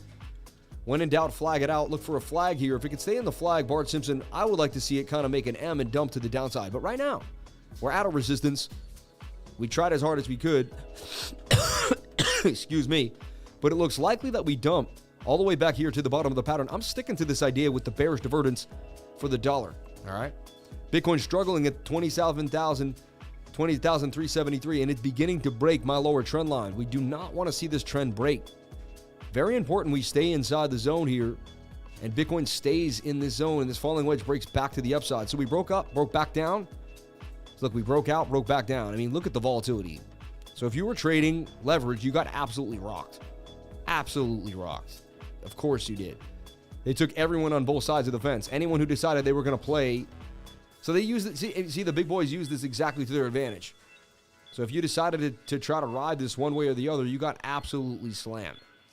You know what I mean? It wasn't a good idea. And I told everyone not to, again, you're not going to listen to me. I don't tell anyone what to do. But I told everyone I would not be trading. All right. Let's go, Sammy Cup and Hattie. Music sounds like 100% pure love, Crystal Waters. I dig it, man. Shout out to Positive Energies in the house. May God bless you. Sam, I'm going to make a call. I believe the Fed goes to 75 basis points. It gets baked in. We have a little bit of an up and down movement for a second. Bitcoin comes sideways and we get a pump. He said, Sam, I'm going to make a call. I believe the Fed goes to 75 basis points. It gets baked in. We have a little bit of an up and down movement for a second. Bitcoin continues sideways and then we get a pump. Hey, let's see if my prediction comes true. Right now, the 7, the 15-minute, the 1 hour, and the 4 hour time frame are all oversold. That's not where I would want to open up a short. I'll tell you that right now. However, there's a chance this is a shoulder, that's a head, and this is a right shoulder. I mean, we're seeing some signs of bearishness, but lack of bearish momentum on the MACD. Movement here, so I have to remain long right now at the present moment in time. Even though there's a fear in the market, I must remain long. If we break this channel, and then we fall below 20,050, then I will flip short and take us down to 20,100. So this level breaks, I'd look for a bearish retest, and I would short all the way down. Honestly, we're pretty close to losing the nip of this node here. It's very important we hold this area, and we get a move back to the upside, and we get tight in the channel, and then we can get back to business and talk about possibly breaking back to the upside, and then the measured move to 20,000, 22,100 is back on the table. Otherwise, it's likely we drop to the measured move here, right? Which would take us all the way back down to about 19,390, and then we could drop to that high volume node here, the POC, at 19,100. So we're not out of the water yet. This could be a Bart Simpson pattern. So we watch. I am more bullish than bearish, but let's watch one step at a time as Bitcoin continues to drown itself, though, and continues to dump. The DXY continuing to pump. We need the DXY to cool off here. What a volatile day to trade, right? What an insane day. After this, everyone go outside, take a walk, take a break. My whole trading group, I'm telling everybody, everyone, I want my whole trading group to go outside and take a break after this. This is heavy on the brain. This is not fair for them to play games with the markets like this the way they do, right? Good day to just let your mind rest, reassess the situation. Don't force any trades. Right now, it's still going up. We're still seeing the emotions. We want to wait for those emotions to flatten out. You don't want to run into the emotional market. You want to wait for the emotion to flatten out. Then you want to take advantage, okay? Then you want to take advantage, all right? So we're going to keep this flag open here, but now we broke through resistance. I don't like that. That's not cool. However, as long as we stay below 112, we'll be all right. But I cannot believe that. They would dump it down. I got excited. Looked like there was going to be a nasty dump. Looked like we couldn't make it back, and then all the way back up to a V-shaped recovery. And now they're melting Bitcoin to 20,002. Look at this. And really, there's just no reasoning for this. We just have to wait it out and see what happens. Even I bow at this point. What I don't like is I talked about this diagonal resistance and really strong, really wanted it to hold. If it doesn't now, it becomes like a resistance point and we could dump.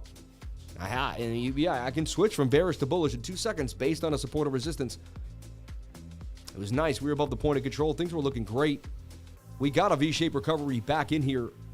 It is a shoulder, a head, and a shoulder, in my humble opinion. You see that? It's not easy to see. Let me show you.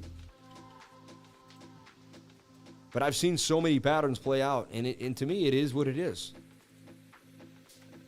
You got this chubby shoulder here, you got this head, and then you got a right shoulder there, and that is a head and shoulder pattern. Your measured move is deep. You know what I mean? Down to about 20,086, and it looks like we're following that exactly to a T. Show me the charts, and I'll show you the news. Look, as we compete, yeah. Now we're forced to go back to the 30. Wow, now we're back in damage mode here for Bitcoin. And I'm looking for, we start projecting, are we going to make a bull pattern? Or are we going to V-shape recovery right back to the upside here? Insanity for BTC today. The volatility is insane. Like, I need to take a break. This is nuts.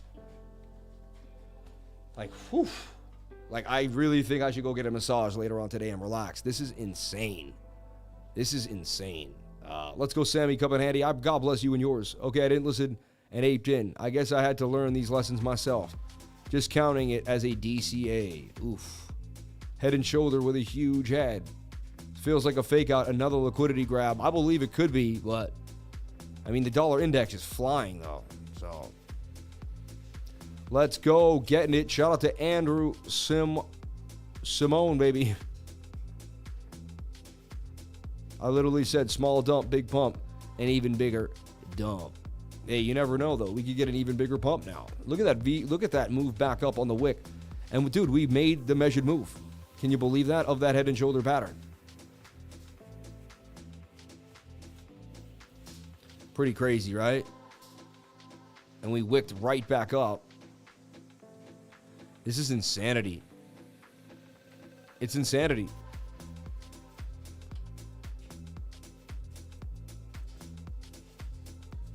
Wow. I'm learning something every day. Like, this is just pure nuts. And now you got to watch. I mean, are we going to flag out and continue? This could be a massive dump here. S&P getting crazy. We got back to 19.1 and I know. The dollar index can only go so far. The 200 MA is going to hold it in place on the 4 hour. This is my measured move for the DXY this morning. Shout out to Lakoki Coker. I love you for saying that. Liquidated grab is what's going on now. CHC holding strong. That's another thing. This is what you want to do here. Now you go to CoinMarketCap. Right, we're going to look at all the cryptocurrencies, 21,000. We're looking at the last hour. What's holding? Chili's is up 2%. Gate token, XCN. And, you know, these are the coins that you want to look at trading. You know, let's see. And then all the stable coins. Anything else we're looking at? XDC's okay. Algorand's all right, right? Helium Network tends to kind of hold its own when Bitcoin goes all over the place for whatever reason. But not a lot to look at. Stellar hot. So I would even, you know, but again, like he said, CHZ. So then you look and you're like, all right, let's take a look at CHZ. Dollar index, I really want to see it collapse here. It can't get much higher. And CHZ is the hot coin. If it's a hot coin and it didn't dump at all because the World Cup wants it. So look at this thing actually. Look, remember I put this in a channel earlier today on the live? This thing pumped. And so now you look at it here inside this channel. It's in this little flag.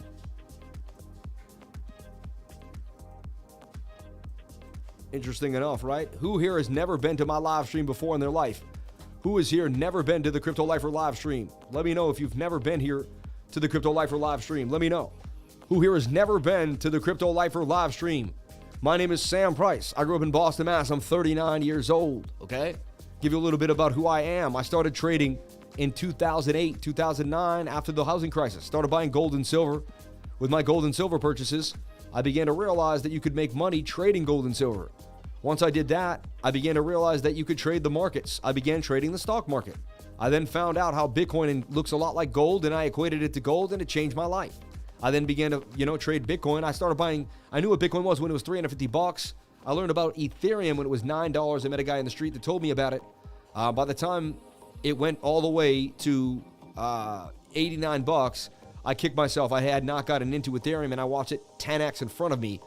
At that point, I decided I was late, and I needed to start getting into cryptocurrency. So I started buying Ethereum at $89, and I never looked back. It was the first cryptocurrency I ever bought. Well, Litecoin, too, at around $5. So I'm an OG of crypto. I can teach you a lot about the markets. I can teach you about the up and downs, and I'm here every single day. My claim to fame is I have come here every day. I don't take a day off. All your other live streamers take the weekend off or eventually say, hey, I'll come back next week. I haven't done that in 2.5 years or something crazy since February of 2021. Well, not 2.5, but like 600 and some odd crazy days. And that's the claim to fame of this live stream. So if you're new, you've never been here, and you're feeling that energy, you're feeling something different, you're like, this is different than all the other live streams I've been a part of, because it is. Because you're feeling a part of my life in real time, and I'm really sharing my energy with you. You're sharing your energy with me. You've never felt this. You've never seen something like this. You're like, I think I'm going to change my life with this live, and you are. If you're feeling something special and something different at this present moment while you're watching me, it's because you're about to change your life. You're about to go on a ride of your lifetime with the Crypto Lifer. I'm going to teach you so much that you never knew possible. I'm going to expand your brain. You're going to expand my brain. And we're going to have a blast together. So check it out. So look, liquidity here for Bitcoin. And this is Bookmap. Link in the description to Bookmap if you want to get into Bookmap, okay? Another thing is I like to trade MEXC Global. We also have a cool little thing going on with MEXC Global right now. We have a cool little partnership with MEXC Global, baby. And I love MEXC Global, and they love me, and it's a good thing going on. They're a new exchange on the game. You definitely want to check them out and learn about MEXC Global, all right? And right now, with the Crypto Lifer here at MEXC Global, check it out, 13 days left. If you deposit $500 and you spot trade $2,000, or if you future trade $10,000, get a $25 campaign token. Or one lucky person will be getting $1,000 as a future bonus. 5 lucky people will get $200 as a campaign token. Up to 50 people participate, and we're there, and I'm pretty sure we're there by now. So jump on in today, and it doesn't, I do get commission from it. I greatly appreciate it. But I also really like trading the ETFs here because you can't get liquidated trading ETFs. They have also 5X, 4X, and 3X ETFs, Bitcoin, all sorts of cool stuff to trade. So check out MEXC Global today. Link in the description of my video. I would greatly appreciate it. If you want to join my trading group, it's $3 a day. The education will keep you the education, I believe, pays for itself in the knowledge that you learn, honestly. Now they're liquidating the shorts at 2020, so at 20,220. Just be careful. I believe the dollar index is going to hit this resistance and probably start to make a move back to the downside, which would give some relief for Bitcoin. All we want to know is that we don't go lower than 20K right now. I got us in a flag here on the 30-second chart, though. And a chance that we continue to dump, okay? Support the live today. Check out the 20-minute mask. What do you think? Rising or a falling wedge? Shout out to you and yours, man. God bless you. And mask was the big trade of the day. If you're in my trading group, all right? We looked at mask yesterday at 11 in the morning, all right? What I like about my trading group is people are like, well, how much is it? What do I got to do? Yada, yada, yada. And they ask all these awesome questions. And I know they're great questions and you want to know.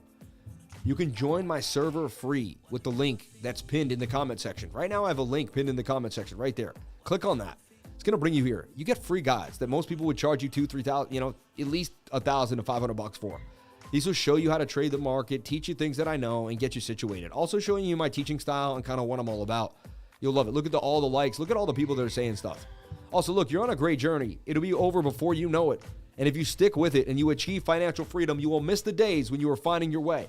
For once you're there, you will realize it was in fact the hard times and those emotions that push you to become great. Never stop becoming the greatest version of yourself, lifers. Never stop. I also wake up at like 5 to 6 in the morning every day. I give you motivational talk. I learn how to keep your subconscious mind reset. You got to rebuild the subconscious mind because they're taking it over on you. They're sending all these ads at you. They're trying to rebuild you. Going into nature, let nature rebuild you. Consistently go into nature. Once every day if you can, at least a few times a week, and meditate alone. That'll build your intuition. That'll build your inner strength. You'll become a strong person through nature. That's how I did it. That's how you can do it. I'm telling you right now is the best way.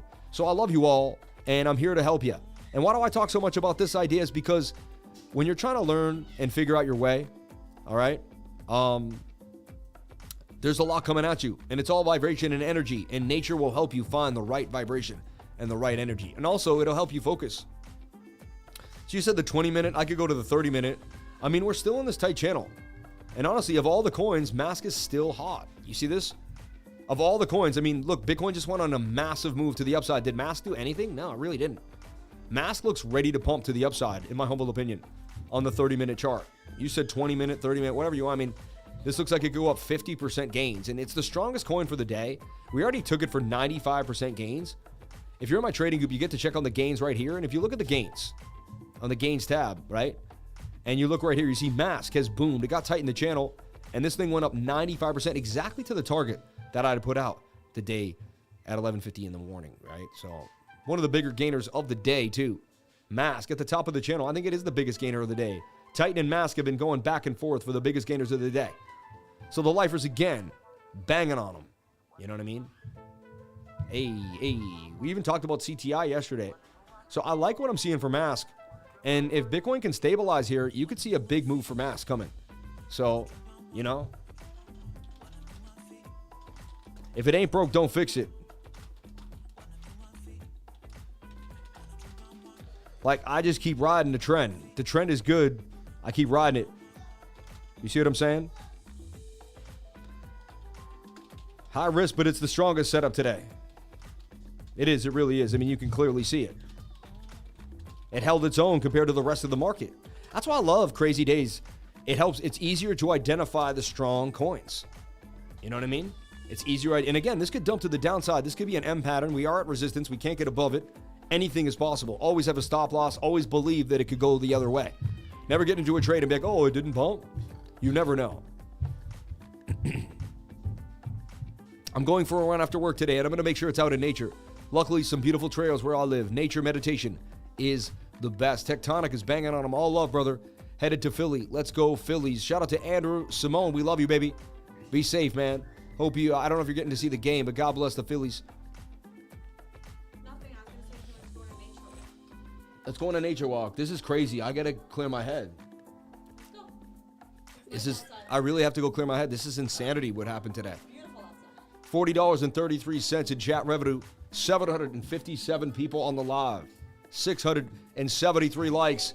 Can I get the likes up to the watches? 4,373 views, baby. Woo, chat rate up at 8. And where is everybody from? Let's do a roll call. Where are you from? Let's get that chat rate firing up. Tell me where you're from in the world, baby.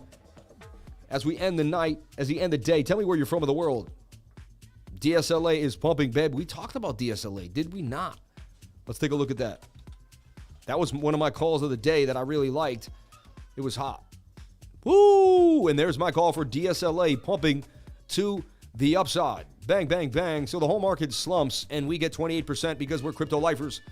Shout out to the crypto lifers, baby. We keep winning. I don't know how we do this, baby. People don't believe it. They're like,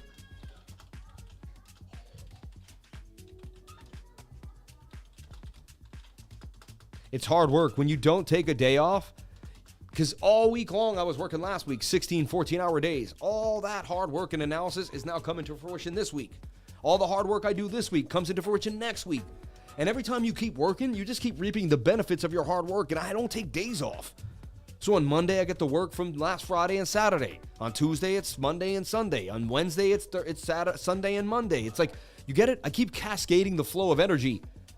Boom, boom, boom. Dude, we were all about this DSLA on the radar. Only thing that I thought was hot. Only thing that I liked really today. The whole market was whack. We knew we had that Fed meeting, right? DSLA, baby. And look, here at 10 a.m., I say still consolidating. I'm showing you this. Look at this. Before, after for gains. I mean, this is today. Like, you can learn. You can see what happens right away, man. Super chats, BRISE, Blocktopia, and CKB. Shout out to everybody here. $40 in chat revenue, 700 likes on the live, 723 people. You people are making it hard to leave. You people are making it hard to leave. I'll tell you that right now. You people are making it hard to leave, baby. Woo! Let's go. Let's go. Shout out to each and every one of you for jumping on into the live stream and being a crypto lifer. You people are awesome. I love each and every one of you. May God bless you all. Every one of you. You're the best. You get a car, and you get a car, and you get a car, and you get a car, and you get a car over here. Mask has volume coming in, Ben. Dude, Mask might be the next thing to move into. Hottest coin in the game right now. Look at this. The 30-minute chart wants to bang on them to the upside for Mask. 50% gains coming possible for Mask. DSLA did it. Could Mask follow suit? Can the lifers go 2 for 2? Bang, ba-bang, bang. Posted at 10:18 in the morning. We started the live stream early. This is how we make gains every single day. Like, how is this Paul? I don't even know. I don't believe it. I wouldn't believe it if I wasn't in it. I wouldn't believe it. Do you sell anything? Oh, do you sell any whatever you're drinking? You're 40, man.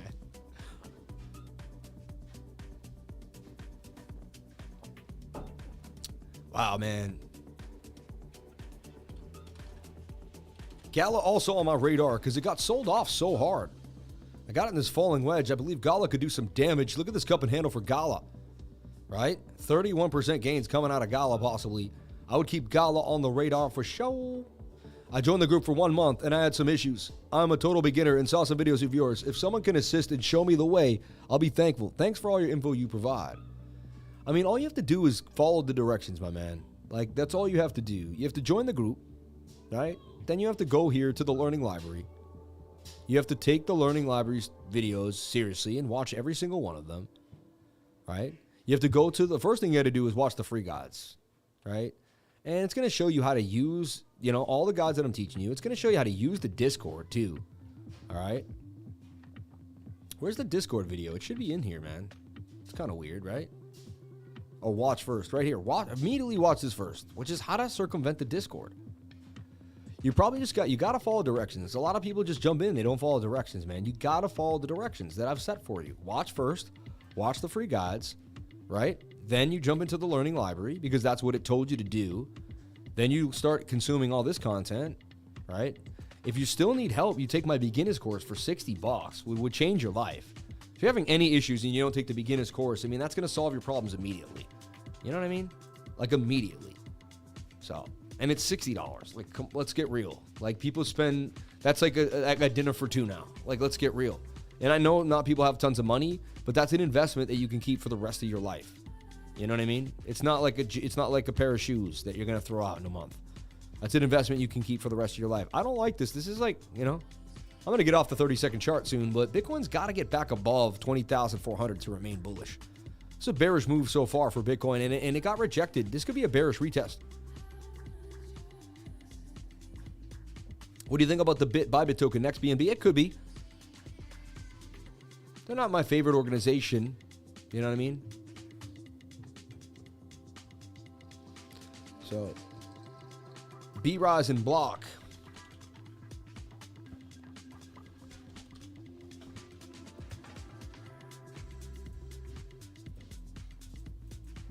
So we talked about BRISE and this giant cup and handle pumping to the upside, but now it's getting oversold in the 4-hour time frame. But that daily was overbought, right? A little bit. Yeah, daily's a little high for me. I'd be careful, like nothing, you know, nothing showing huge signs of strength because the daily, like I said, the daily and the 22-hour on almost most things are pointing to the downside. This may make a lower low. I'd look to see where this settles when the 22-hour resets for BRISE. You know, you want to see it not break basically 4251 or 4245. Breaks those areas, you'd be looking for a lower low. If you believe in it, it's good to DCA into. These are lower prices, but you never know. What if Bitcoin goes to 10K and this dumps even lower down here? So anything is possible. You have to be ready for that. A lot of people just aren't ready for the unthinkable. They think they know all the unthinkables, but they just don't. Blocktopia had this bottom here and then didn't hold that double bottom. Made a lower low area here. And it is attempting to make a rounded bottom. I get it. I like it as a project. It was hot, and people were getting involved. Binance, like everyone seemed to have a space in Blocktopia. It's kind of double bottoming here with lower lows, but it's below the point of control. To me, even if you miss out on a couple X's here, I'd rather wait to see it get above one of these two resistances before I played it. To me, it's just too risky at the lows, and it could continue to dump. And I don't like buying things at the bottom. For me, I'd have to wait for Blocktopia to get back above 3302. Thank you for persistence and hard work. Thank you for your persistence and hard work. May God bless you.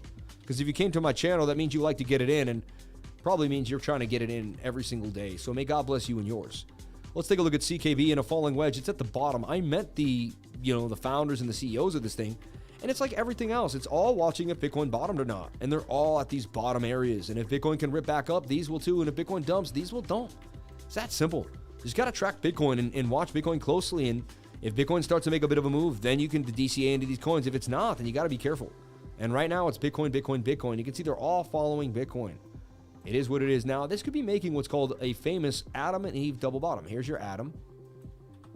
And we'd be beginning to make the Eve here. And I could see that. But it means we could have some, sideways downward action for a little while longer till we kind of find our way here. So be careful. C-Baby might just kind of do this before, but that will be a Adam and Eve double bottom possibly coming. All right. What about Matic? Been watching it for a few days. Everyone, I'm out of here for the day. I literally have to go for a walk with my wife. I've been looking at the charts all day, and I need to rest my brain so I can come back tonight, scan the market for my trading group, and be right as rain. Everyone, thank you so much for coming in. To all the new traders that have jumped into the live, thank you for being here. May God bless you. Shout out to anyone that made money on DSLA. We didn't focus on a lot of coins. My next big idea is MASC. It could pump to the upside. We'll be looking at it closely as a trading group, and I'll be updating it throughout the night. Desire, dedication, determination, and discipline. The 4 Ds will get you exactly where you need to be. Everyone, thank you so much for coming on in. I love you all. Thank you for the adrenaline. Thank you for the love. Thank you for everything. You're a savage, brother. No, you're a savage. Hey, Sam, thanks for all you do for the community.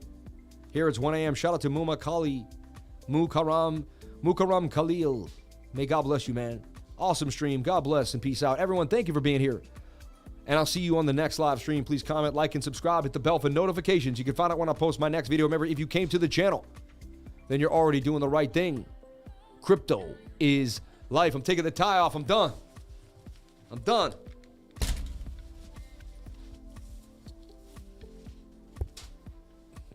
Have a great day, everyone. I love you all. Be safe. Ah.